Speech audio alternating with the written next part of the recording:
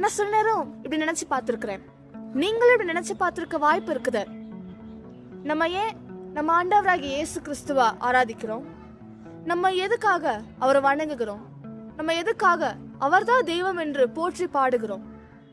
சங்கீதம் 103 அதிகாரம் 8 சொல்லுகிறது, கர்த்தர் உருக்கமும் இரக்கமும் நீடிய சாந்தமும் மிகுந்த கிருபையும் உள்ளவர் என்று.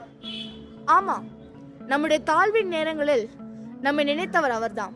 நம்முடைய கஷ்ட வேலைகளில் நம்மை தூக்கி நிப்பாட்டினவர் அவர்தான். நம்ம அவரை விட்டு தூரம் போனாலும் நம்ம மேல இரக்கம் காட்டி நம்மை மறுபடியும் அணைத்து கொண்டவரும் அவர்தான்.